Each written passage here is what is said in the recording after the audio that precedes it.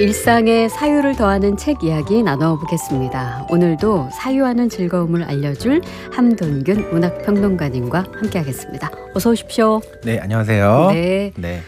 정말 오랜만에 봬요. 네.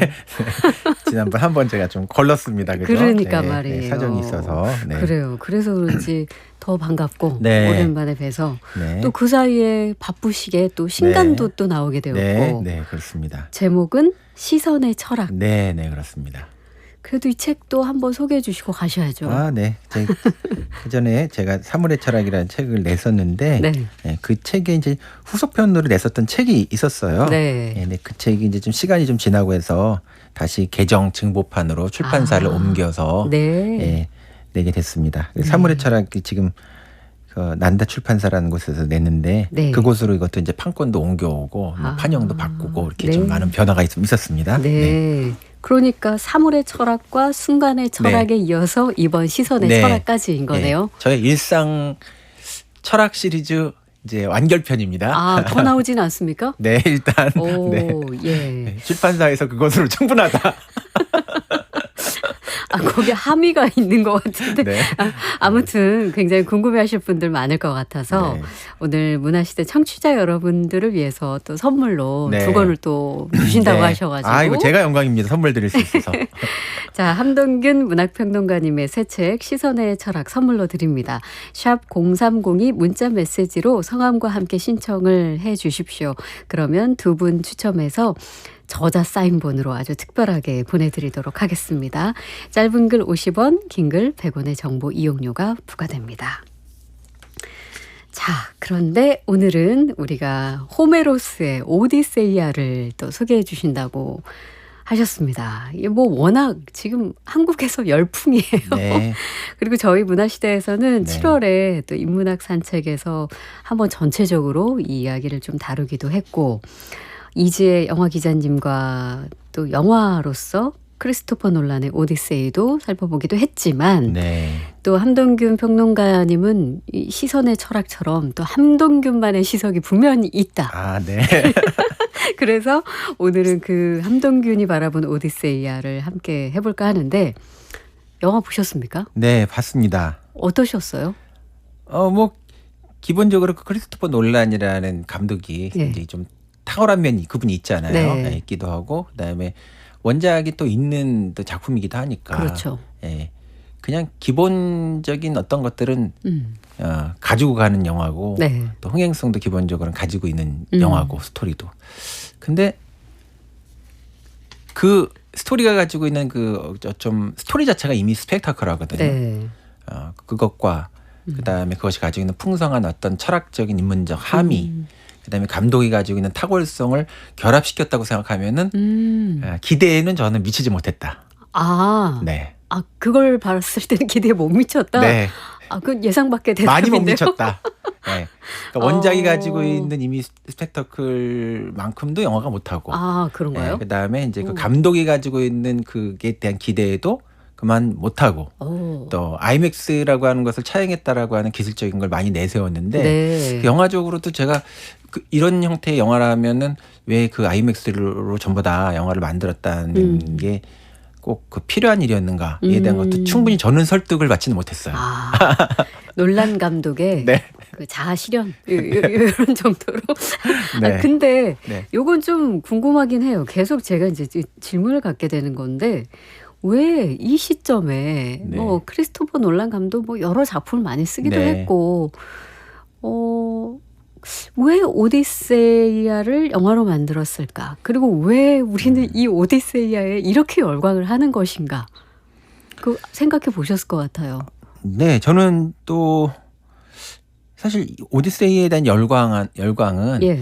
그 원래 문학 텍스트 오디세이에 대한 열광이라기보다는 영화에 대한 열광이라고 놀란 생각이 들고. 감독이 예. 영화를 잘 만들어서. 예, 예. 예. 그리고 이제 여기서 7월에 인문학 산책에서 또 그 네. 고전학자가 다루시기도 하셨고, 맞습니다. 네, 그죠? 그다음에 영화 기자님께서 다루시기도 하셔가지고 이게 뭐 비슷한 얘기를 제가 하게 될지도 잘 모르겠는데 저도 제가 계속 그 강의 고전 강의를 해오고 있는데 제가 그리스 고전 비극 강의를 한 20년 동안 계속 강해왔거든요. 네. 네. 근데 이제 그리스 고전 비극이라고 하는 게 기원전 5세기에 만들어진 이제 하나의 음악 장르인데 그보다 앞서서 기원전 8세기 한 300년 전 앞서서 네. 호메로스의 일리아스하고 오디세이라고 하는 그 신화에 대한 일종의 집적이 있고 그렇죠. 그것을 300년 후에 그리스 도시국가가 발전을 하면서 신화의 이야기를 인간의 시선으로 바꾼 것이 그리스 비극이에요. 네, 그래서 제가 다루고 있는 그리스 비극 그 작품이라고 하는 것도 제가 굉장히 오래전에 내가 먼저 했다. 네, 어떤 출판사와 네. 계약을 하고서 아직 책을 못 내고 있는데 이게 너무 대작이다가 보니까 아직 안 나왔습니까? 네, 제가 아주 일생에 그거를 되게 부담을 갖나 봐요. 너무 그럴 수 있을 것 계약한 같아요. 지가 오래됐는데 근데 이 그리스 비극이라고 하는 게 네. 그 그리스 비극의 3대 작가가 있는데 이 작가가 셰익스피어를 빼면은 서양에서 얘기하는 그 드라마 비극 작가의 4명을 얘기를 할 때 이 3명의 비극 작가를 다 얘기해요. 네. 5세기에. 네. 근데 이 사람들의 이야기가 완전히 독창적인 작품이 아니고 이 호메로스가 쓴 일리아스하고 오디세이에 대한 이야기를 그리스 시대의 어떤 정치 사회적인 관점으로 휴먼 드라마로 바꾼 것이 그리스 비극이거든요. 네, 네. 그러니까 저한테는 이제 이런 작품이 늘 관심의 대상이고 늘 강해왔던 작품이라고도 할 수 있죠. 네. 근데 제가 이제 이 얘기를 좀 드리는 게 뭐냐면 제가 그 오디세이 그 그리스 비극에 대해서 가지고 있는 관심하고 크리스토퍼 놀란이 가지고 있는 관심이 약간 초점이 비슷한 것 같더라고요. 그런가요? 이번에 보니까. 네. 네, 제가 이제 왜 이 작품이 영화를 봤을 때 생각보다 못했다, 의외였다고 생각을 했냐면은 이 일리아스하고 오디세이를 다루는 두 가지 접근 방식이 있을 수 있거든요.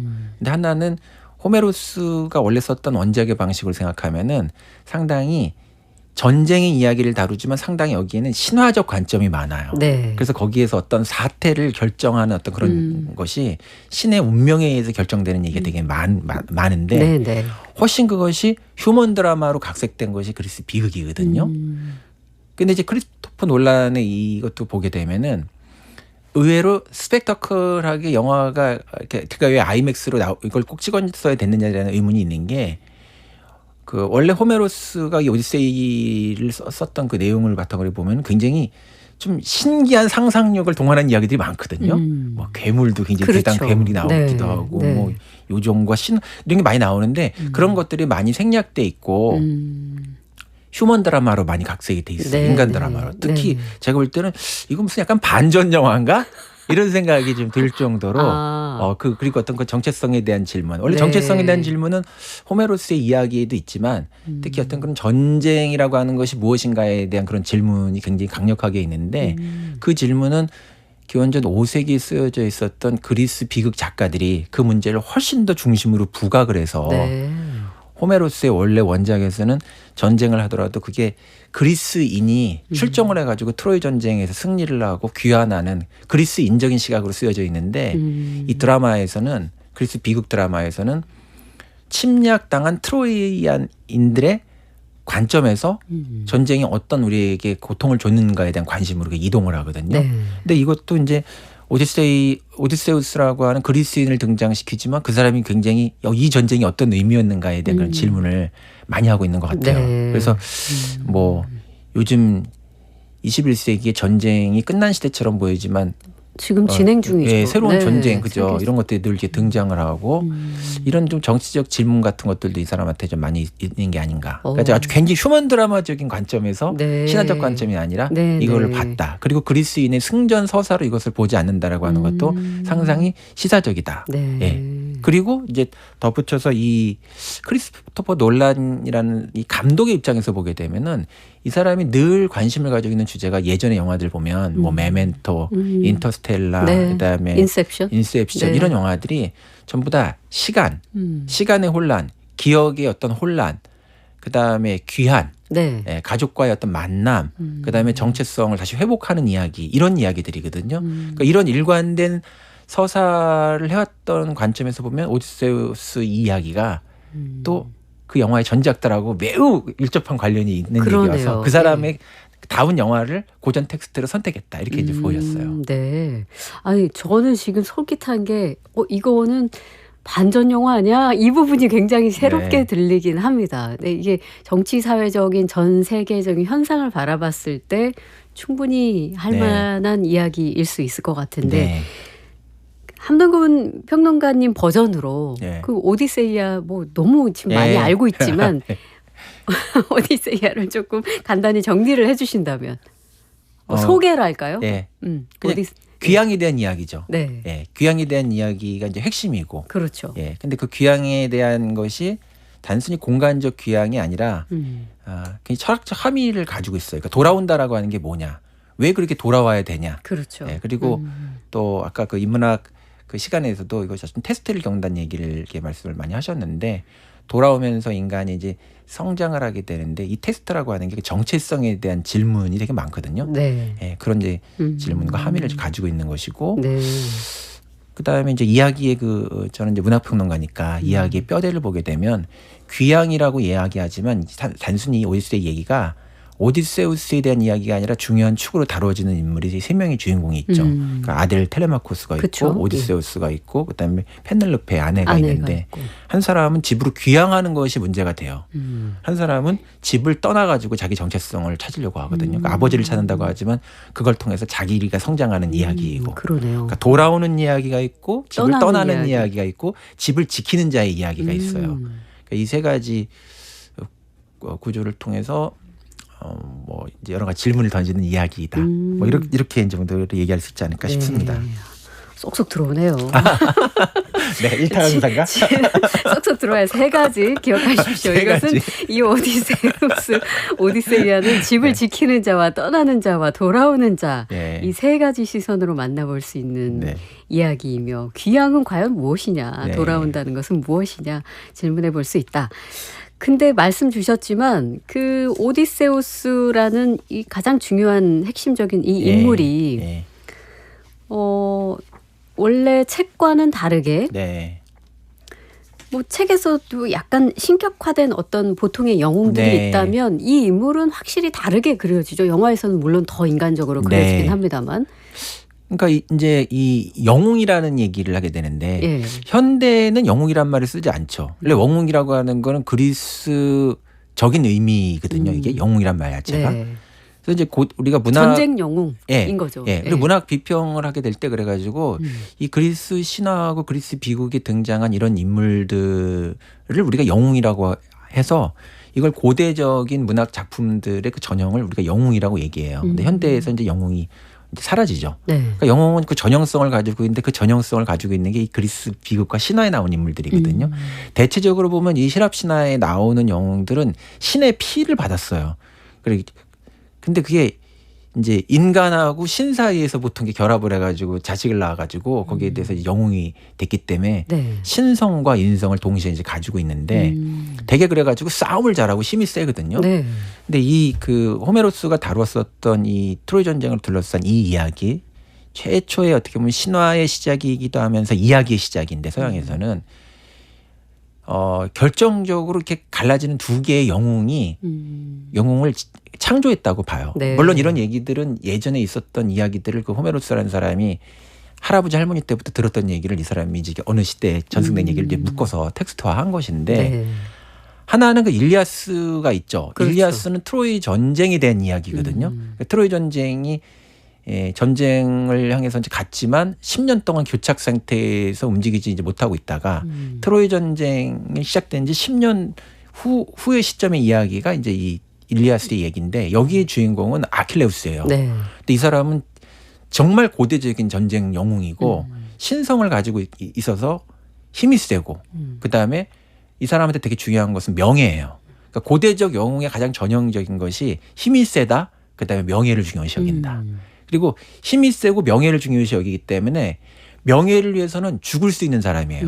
그래서 아킬레우스형 영웅이라고 하는 거는 어떻게 명예롭게 죽을 것인가. 네. 인간이 죽을 때 존엄성을 가지고 죽는다는 것은 어떤 것인가. 이게 아킬레우스형 인물인데 네. 비슷한 시기에 이 사람이 또 하나 오디세우스라고 하는 인물령을 만들어내는데 이 오디세우스는 힘이 센 사람은 아니에요. 그리고 싸움을 잘하는 사람도 아니야. 여기 영화에서는 맷데이먼 같은 좀 특출난 사람을 해가지고 지략과 지혜가 있는 사람이죠. 이 사람한테는 이제 그 메티스라고 얘기하는데 지혜, 지략, 단순한 꾀를 넘어서는 어떤 인간적 어떤 그 지혜 같은 것을 얘기하는 사람이죠. 그러니까 그 전형적인 영웅으로서 우리가 고태적 영웅을 얘기하면 싸움을 잘하고 명예를 이제 중요시 여기는데 이 사람은 굉장히 지략이 중요해. 근데 이 사람의 지략이 어디에 특화되어 있냐면 이 이야기에서는 귀향해가지고 어떻게 생존할 것인가에 특화가 돼 있거든요. 네. 아까는 죽을 것인가? 네, 어떻게 아킬레우스. 명예롭게 그렇죠. 죽을 어떻게 것인가? 명예를 줄 것인가. 아. 이거는 어떻게 해서든지 살아남아야 된다. 그러네요. 예. 그래서 이 어떻게 해서든지 살아남아야 된다는 이런 영웅형 인물이기 때문에 두 개의 영웅이 있지만 사실은 이 후대의 오디세우스 같은 인물이 훨씬 현대적인 거예요. 그러네요. 예. 그래서 네. 아킬레우스 같은 이런 형태의 영웅 인물은 그 후대의 문학에서 이런 인물이 별로 등장하지 않아요. 너무 신화적인 예, 인물이라서. 근데 오디세우스 같은 이런 인물은 계속 어떤 문학에 계속 어떤 것들이 만들어지면서 결국 현대적 인물에까지 이것이 영향을 이제 미치게 되거든요. 네. 그래서 그 유럽의 그 문학사에서 보게 되면 서양 문학사랑은 결국 유럽의 문학사인데 유럽의 문학사에서 아킬레우스의 계보는 없어요. 근데 오디세우스의 계보는 계속 있죠. 네. 그래서 오디세우스라고 하는 어떤 인물이 뭐 단테의 신곡 같은 데서도 주인공으로 등장하고 네. 파우스트 같은 인물도 사실은 그 지식을 탐하는 인물이거든요. 근데 이 파우스트가 지식을 탐하는 그 인물이 어디에 원형이 있냐면 단테의 신곡에서 나오는 그 율리시스 같은 네. 인물이에요. 네. 이게 오디세우스죠, 이게. 그리고 단테 같은 이런 드라마 안에서는 이 오디세우스가 가지고 있는 이 지략을 높이 평가하지 않아요. 오히려 그 지혜에 대한 너무 탐닉 때문에 스스로를 망친 인물로 이렇게 보면서 그 사람을 지옥으로 보내요, 단테는. 네. 이런 어떤 계보도 있고, 그 다음에 현대 문학에서 아주 되게 위대한 문학이 그 아일랜드의 작가 그 제임스 조이스의 율리시스거든요. 그 율리시스가 오디세우스의 라틴식 이름이란 말이에요. 영어권식 이름이란 네. 말이에요. 네. 그래서 이 호메로스의 얘기에서는 10년 동안의 귀향의 과정을 거쳐가지고 인간 자기 집으로 돌아오는 이야기인데 이 제임스 조이스는 그것을 단 하루의 얘기로 압축을 해요. 그래서 율리시스는 단 하루의 그 압축의 얘기를 통해 가지고 10년 동안 귀향을 하면서 겪었었던 수많은 유혹, 네. 욕망, 그다음에 뭐 어떤 지략을 통해서 뭘 통과하고 이런 얘기를 단 하루 동안에 한 평범한 개인이 겪는 이야기를 그를 압축을 하거든요. 네. 그러니까 이제 이런 것도 있고 그게 또 현대의 그 스탠리 큐브릭 같은 사람이 만든 영화에서 보면 아이즈 와이드 셧. 이게 율리시스를 영화한 것인데 이 영화 율리시스 자체가 이 오디세우스 얘기이기 때문에 결국 이것이 하룻밤 안에 겪는 유혹과 욕망에 대한 이야기잖아요. 네. 그 모험이 네. 스탠리 큐브릭 그 영화가 네. 유작이 된 영화가. 그래서 굉장히 그 현대적인 형태의 그 영웅은 사라졌지만 현대적인 인간이 그 무엇인가? 현대적 인간이 겪는 어떤 그 일상 속에서 겪는 그 정체성의 모험 같은 것들을 만들어내는 전형이 오디세우스에서 나타났다고 볼 수 있죠. 오디세이에 대해서. 네. 와. 사실 오디세우스가 그래서 누구나 지금 현대를 살아가고 있는 네. 누구나의 이야기일 수 있을 것 같아요. 네. 네. 그게 그 귀향이 단지 자신의 그 왕국으로 돌아가는 그 이 오디세이아라는 그 안에서의 의미를 넘어서서 네. 이제 각자만의 네. 그 삶의 파도를 넘어서 네. 향하는 네. 삶의 어떤 지향점이 있잖아요. 네. 거기를 향해 가는 모두가 네. 오디세우스인 거죠. 그렇죠. 네, 거기서 이제 겪는 여러 가지의 우여곡절이 인간에게 있는 거죠. 그렇죠. 근데 그런 관점에서 보게 되면은 요번에 이 영화로 만든 오디세우스가 제가 되게 좀 시시하다. 예, 원래 이 오디세이를 이렇게 좀 읽고 거기에 대해서 좀 네. 평론을 했던 사람 입장에서 시시하다고 생각이 드는 게 네. 영화의 얘기에서 이 사람이 겪는 우여곡절을 통해 가지고 좀 얘기할 수 있는 여러 해석의 지점들이 있거든요. 사실은 뭐 괴물을 만나고 뭐 뭘 만나고 세이런의 뭘 만나고 이게 전부 다 어떤 메타포로서 활용될 수 있는 부분들이 있는데 그런 그거는 부분들이 이제 선생님이 해주시면 되는 예, 것 거의 같아요. 생략이 좀 되고 마지막에 예, 그 영웅의 귀환을 통해 가지고 가정을 회복하는 그렇죠. 이런 어떻게 보면 전형적인 헐리우드 영화 같은 느낌이 있고 무슨 네. 글래디에이터 같은 검투사의 귀환 같은 어. 그런 식으로 귀결된 얘기가 굉장히 좀 평면적이라는 생각이 많이 들었어요, 저는. 예. 네. 자, 시간이 벌써 30분이라. 네. 그러면 음악을 듣고 네. 이야기를 제 질문이 너무 많거든요. 네. 음악 한 곡 듣고 와서 이어가겠습니다. 영화 오디세이 OST 가운데 루드비 고란손의 세이렌 함께 듣고 오겠습니다.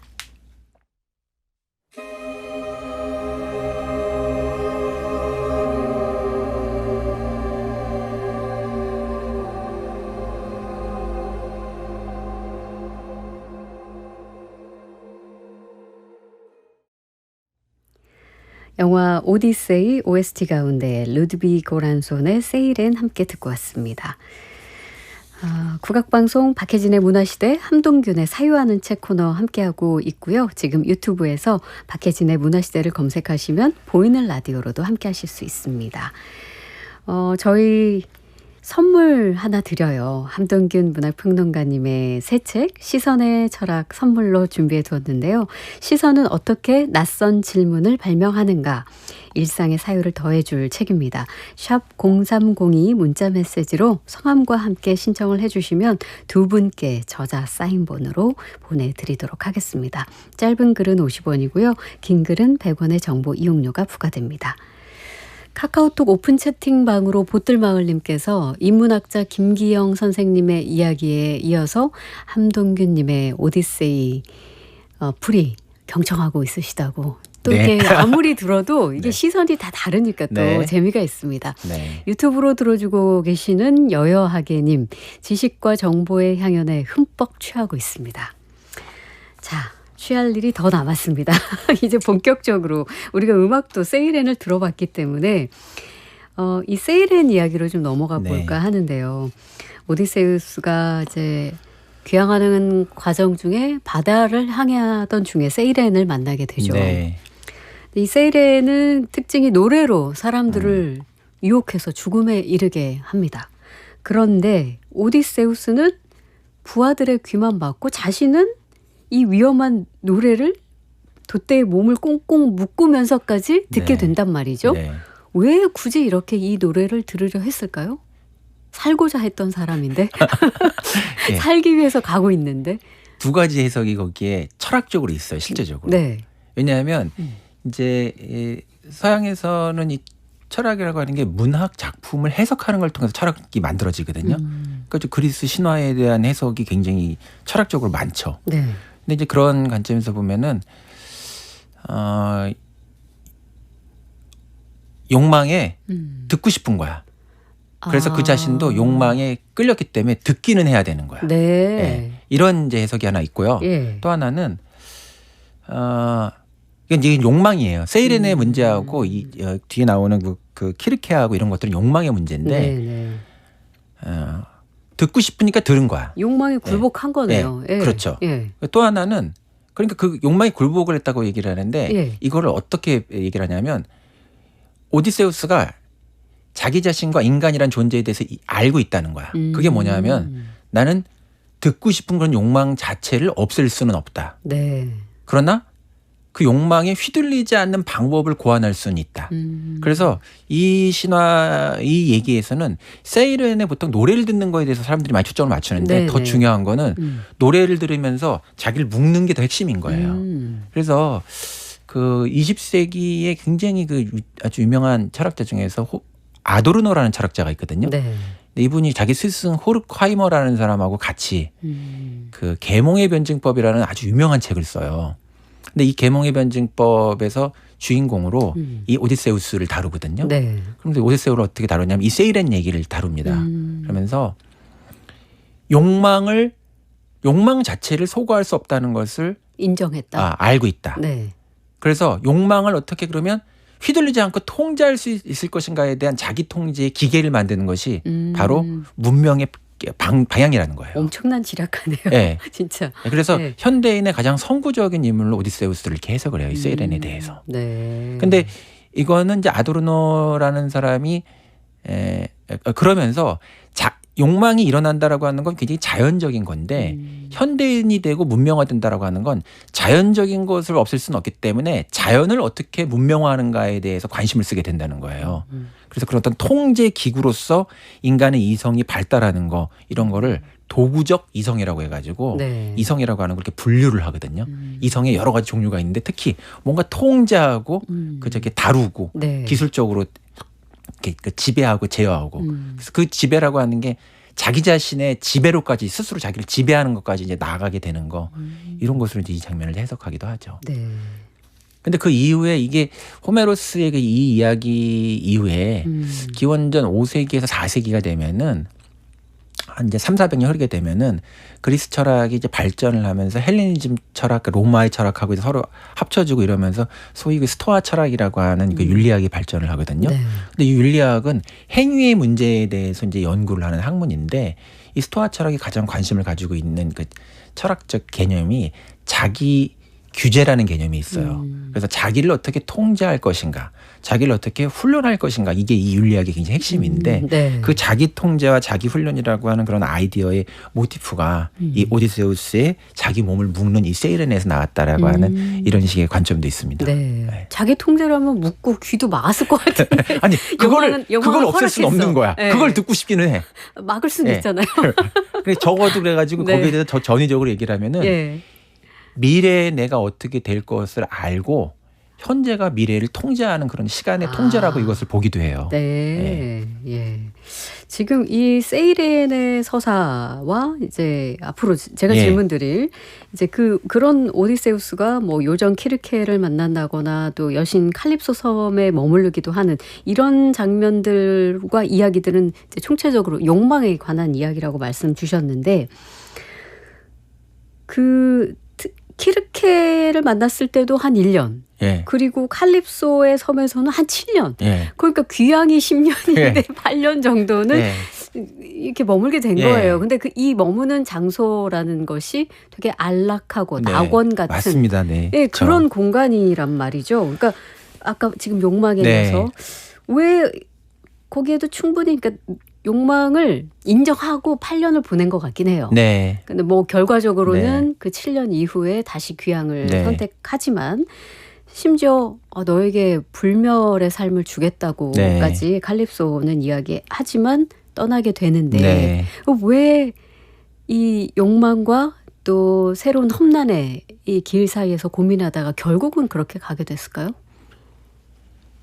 그게 이제 아까 제가 오디세우스 말고 영웅 아킬레우스, 아킬레우스. 같은 이제 유형과 상당히 다른 유형인데 네. 거기서는 힘이 세고 전쟁에서 승리하고 명예롭게 죽을 것인가 이런 게 이제 문제가 된다면은 네. 그러니까 거기는 명예롭게 죽는다는 것도 사실 죽어가지고 신이 되는 거거든요. 그러니까 그 명예롭게 왜 죽어야 되냐면 명예롭게 죽어야 죽어서도 신이 될 수 있는 거야. 수양받을 네. 수 있는 거야. 네, 근데 네. 여기선 생존 자체가 이제 문제가 네. 된다고 얘기할 수 있고 예. 그러니까 앞에 있는 그 영웅이라고 하는 게 불멸의 삶이라고 하는 게 문제가 된다고 한다면 여기서는 어떻게 해서든지 생존하는 생존이 이제 문제가 되죠. 네. 근데 그 생존을 하는데 그런 거 있잖아요. 그 공리주의자들이 했던 얘기들 중에 보면은 배부른 돼지가 되겠냐, 배고픈 인간이 되겠냐, 네. 배고픈 소크라테스가 되겠냐. 그러니까 사실은 이 칼립소도 그렇고 키르케도 그렇고 키르케에서 보면 그 가장 충격적인 그 신화의 장면이 네. 먹는 거에 막 그거 하다가 돼지로 바뀌잖아요. 그렇죠. 예, 그 얘기는 그 미야자키 하야오의 만화 센가 치히로의 행방불명에서도 그 부모가 네. 먹다가 돼지로 변하는 그런 장면, 충격적이었죠. 예, 네. 그 장면을 거기다 그대로 오마주한 건데, 아. 그 인간이라고 하는 게 이제 뭐냐, 예. 예, 그 사람이라고 하고 하지만 이 오디세이 얘기에 있는 중요한 철학적 질문은 욕망에 먹히면 돼지가 돼요. 예, 그러니까 퀴클럽스 얘기에서도 너는 누구냐, 그러니까 나는 이제 그리스어로 우티스, 노바디. 나는 아무도 아닌 자다. 네. 그러니까 이 얘기 속에서는 끊임없는 그 정체성이라고 하는 게 인간이기 때문에 인간이 아니라 이름을 속이기도 하고 거지를 변하기도 하고 네. 또 마지막엔 페넬로페의 시험을 통과해가지고 자기 자신을 증명하는 그런 과정이 있는데 이 욕망의 문제도 인간이 그냥 인간이 아니라 욕망에 먹히면 돼지가 되거든요. 네. 그런 질문력이 있고 그리고 영원한 삶을 사는데 그건 이제 어떻게 보면 기억이 망각되는 삶을 통해 가지고 영원한 삶을 얻게 되는 것이잖아요. 네. 그러나 유한성의 삶을 택하고 돌아온다라고 하는 건 그 유한성의 삶을 이제 택하는 과정이기도 하죠. 그럼 돌아오면 누가 있냐면은 안락한 공간이 거기에도 보존돼 있는 것이 아니라 그렇죠. 예, 지금 어떤 혼란한 것들을 상황이잖아요. 혼란한 네. 상황이고 죽을지 살지 모르는 그런 것들을 통과해야 되지만 그 유한성을 어떤 방식으로든 선택하고 이제 통과한다.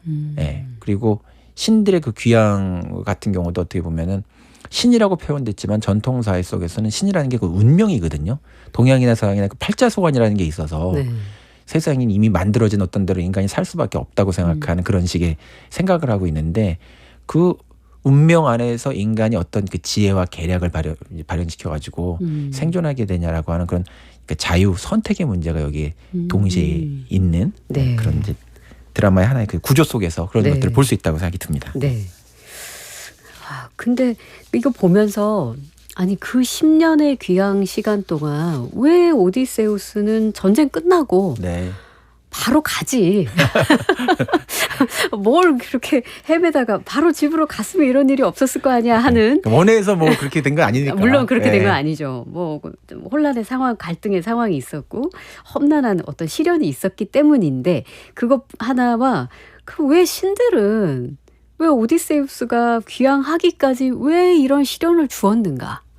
이게 굉장히 이제 철학적인 어떤 상징과 메시지가 있는 것 같아요. 예, 그거 이제 방금 드렸던 말씀하고 통하는 건데 네. 전통사에서는 그 신이라고 얘기되는 그냥 그 운명이라는 게 있어요. 근데 이제 신화적 세계 안에서는 신들에 의해 가지고 모든 것들이 딱 지배되고 딱 점령당하죠. 네. 예. 통제되고. 예, 통제되고. 예. 그리고 근데 인간이 거기에 대해서 뭐 신의 말씀에 따라 가지고 사는 세계가 완전히 신화적 세계라고 한다면 그 안에서도 어떻게 인간이 움직일 수 있는 여지가 있는지에 대해서 이제 고민하는 얘기가 이 드라마를 만드는 얘기거든요. 네. 그래서 이제 아까 그 신화의 얘기에서 기원전 5세기가 되면 드라마가 만들어진다고 얘기하는데 이 드라마라는 말 자체가 영어로 번역을 하면 그냥 액션이라는 뜻이에요. 인간의 행위라는 뜻이거든요. 네. 그게. 그래서 신화에서 인간의 세계로 바뀌는 그럴 때 인간은 그럼 어떤 식으로 해가지고 운명으로부터 인간이 벗어나려고 하면은 어떻게 해서 벗어나려고 하냐면 그 독립성을 가지려고 하면 자기가 머리가 있어야 돼요. 네. 그래서 신화에서 드라마로 바뀌게 되는 가장 어떻게 보면 그 계기와 가능성 같은 걸 보여주는 것이 액션을 취할 수 있는 것이 머리가 있기 때문에 그렇거든요.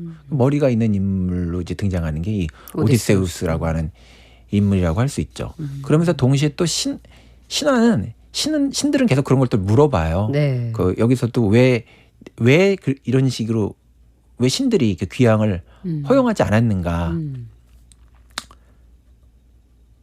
트로이 전쟁에 가가지고 명분은 우리 그리스 여자를 엿보인 네. 납치해간 이방인들의 나라를 침략하겠다고 얘기하고 있지만 실제로 트로이 전쟁 안에서 이 영화에서 그런 얘기는 잠깐 나오는데 그걸 또 강조했죠.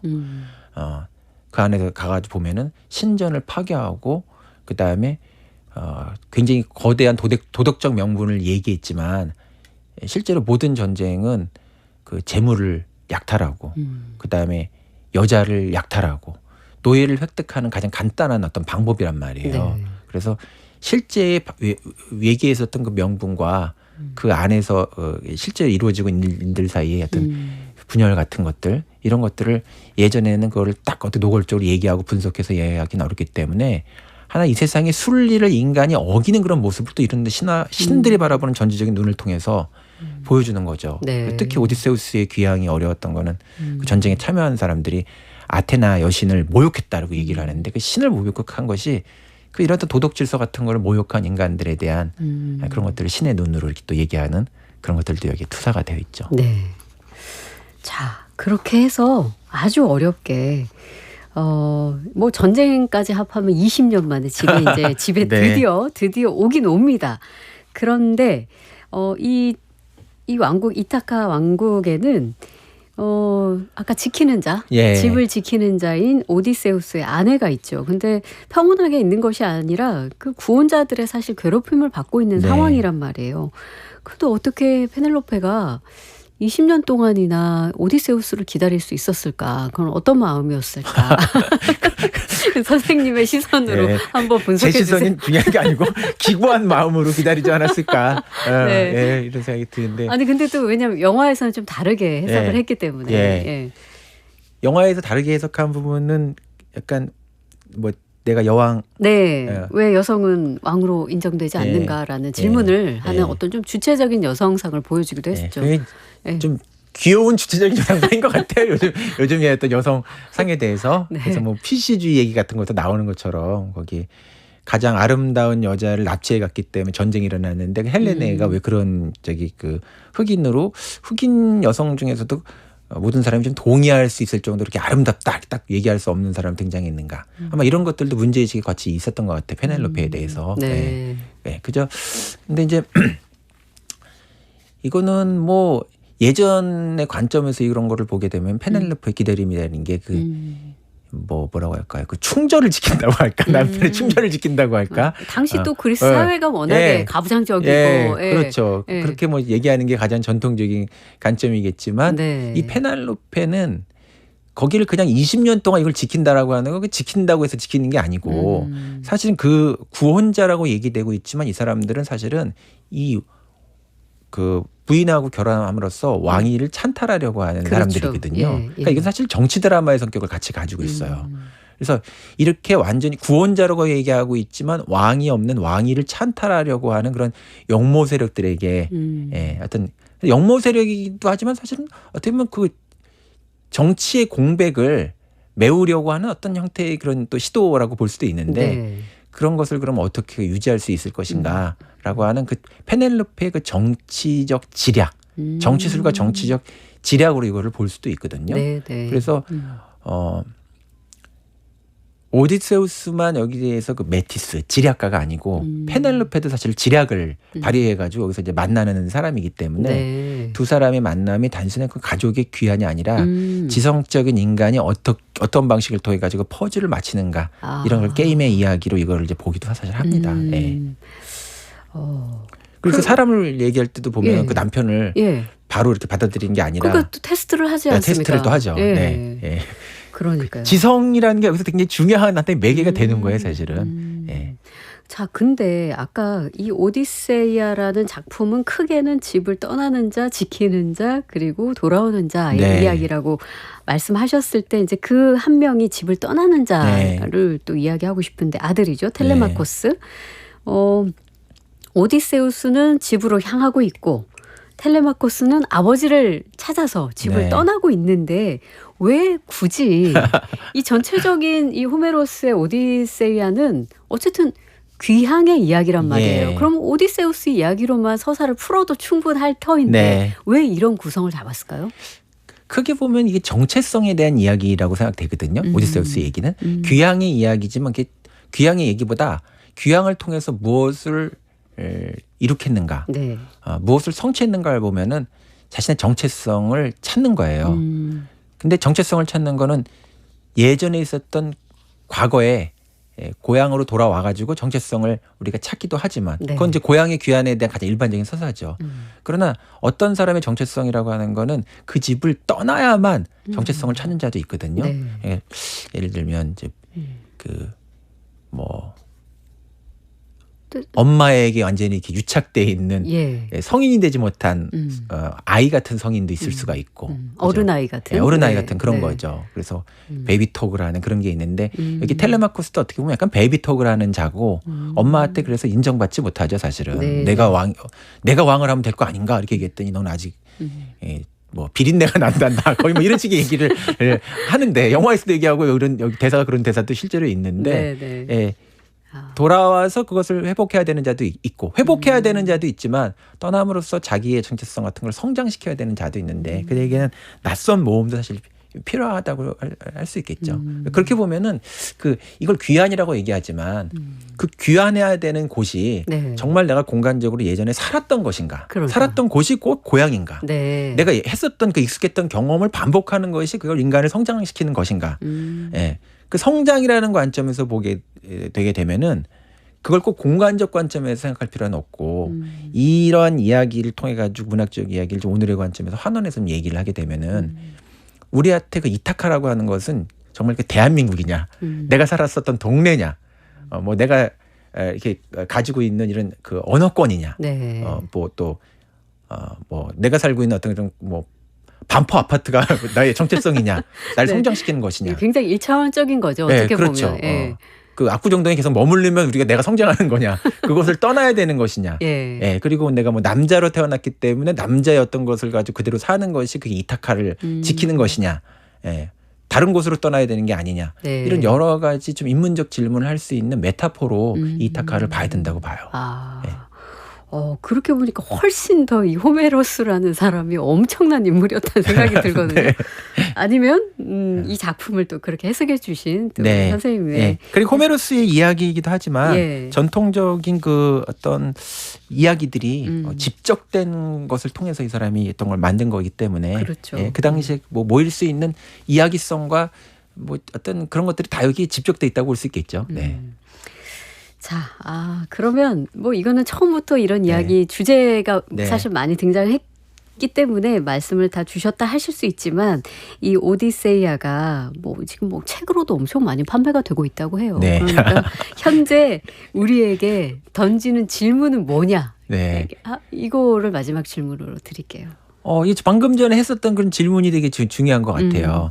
그 정체성이라고 하는 것들을 우리가 어떻게 생각할 것인가. 네. 그 정체성은 타고나는 것이냐, 만드는 것이냐, 확장하는 것이냐, 회복해야 되는 것이냐, 그리고 정체성이라고 하는 건 실제로 있는 것이냐. 예를 들면 귀향했다고 얘기하지만 예. 트로이 전쟁을 떠날 때에 이타카의 왕이었었던 오디세우스와 20년의 시간과 거기에서 여러 가지 우여곡절을 겪고서 돌아온 오디세우스는 귀향이라고 얘기하자면 사실 다른 사람이라고 봐야 되거든요. 그렇죠. 예, 완전히 다른 시각은 다른 걸 겪은 거예요. 그래서 저는 일단 철학적 질문, 문학이 던지는 질문 중에서 이 정체성에 대한 질문이 굉장히 중요하죠. 우리는 어디로 가는가? 나는 어디로 귀향하는가? 어느 곳에서 우리가 성장해야 되는가? 성장이라는 건 뭔가? 예. 그리고 타고난 정체성이라는 것이 있는가? 보존해야 될 무엇이 있는가? 네. 이런 질문들을 던지게 하는 그런 메타포로서 이런 문학 작품이 계속 활용될 수 있다고 생각이 듭니다. 그리고 네. 그 수많은 뭐 그 괴물과 만난다든가 신들과 만난다든가 뭐 이런 것들은 정체성이라고 하는 거는 내가 타고나서 그런 식으로 자라난다기보다는 어떤 계기를 통해 가지고 다양한 형태의 어떤 각도를 인간이 경험함으로써 내 안에 네. 확장이 일어나는 것이거든요. 네. 네. 그 모든 정체성 서사에 대한 그 하나의 좀 확장판이 이 이야기가 아닌가 생각이 듭니다. 네. 왠지 인간의 성장 드라마 같은 느낌도 네. 드네요. 네. 네. 자, 선생님 다음 시간에는 우리가 어떤 책 볼까요? 예. 예. 다음 시간을 이렇게 봤더니 벌써 9월이 됐더라고요. 어느새. 야. 너무 오랜만에 또 네. 만나니까요. 그래서 예. 조금 이제 사색의 어떤 그런 것들을 네. 좀 더 해보자 이렇게 생각이 들어가지고 네. 이미 굉장히 나온 지는 한국 사회에서 좀 되긴 했지만 우리 뭐 2,500년 전 작품도 뭐 다루고 하니까 네. 2,800년 전 그러니까 그 한병철 선생님이 쓰신 네. 그 시간의 향기라고 하는 책 자체는 좀 어려워요. 근데 네. 이 책을 좀 쉽게 중요한 책이라고 생각이 들거든요. 네. 시간이 향기를 가지고 있다는 게 이제 어떤 의미인지 이 가을에 좀 이런 사색을 좀 해볼 수 있으면 좋겠다 이런 생각이 듭니다. 기대하고 있겠습니다. 함동균의 사유하는 책, 오늘은 호메로스의 오디세이아 함께 읽어봤습니다. 고맙습니다. 네, 감사합니다. 네.